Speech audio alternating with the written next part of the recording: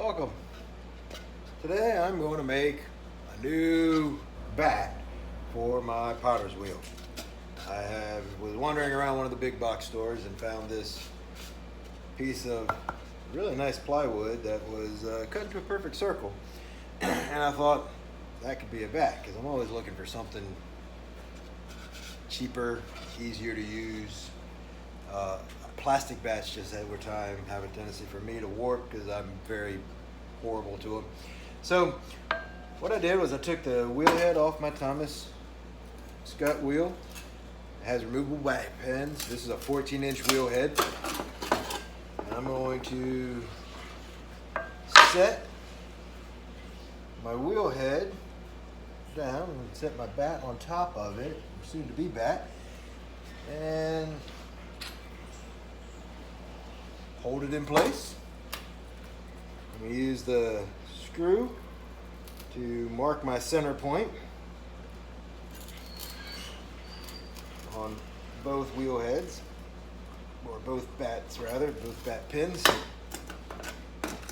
going to flip it over, and I've got one mark here, and I got one mark here. Now, I went and I got my bat pin, and I found a drill bit rather, that is just slightly larger than the bat pin, so that it will fit on but still be a snug fit.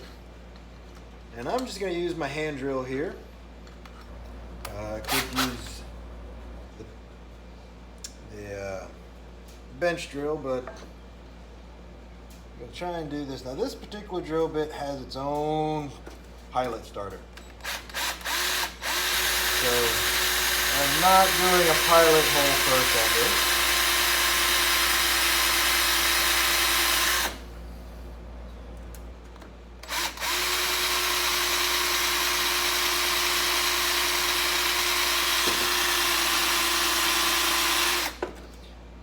However, if I was smart, I'd move the bat head so that the wheel head, so my piece of wood stays nice and flat.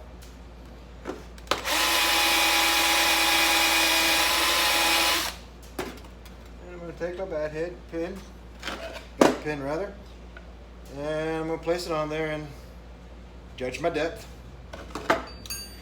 If this works out well and I start to make multiples of them, I'm going to put a piece of masking tape on my drill bit and use my drill presses. That's one, fits, nice. The next one.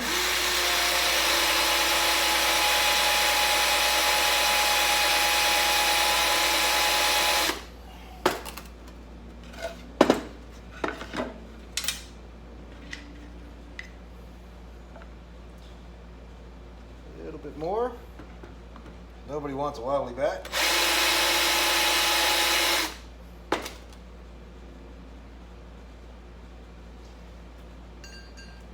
Bat pin in place. Set the wheel head, the new bat onto the wheel head, and it seems to be a nice fit. Now the real test will be when I go to throw on it, if I end up with a ton of splinters or not. This is actually pre-sanded. It's all nice and smooth anyways.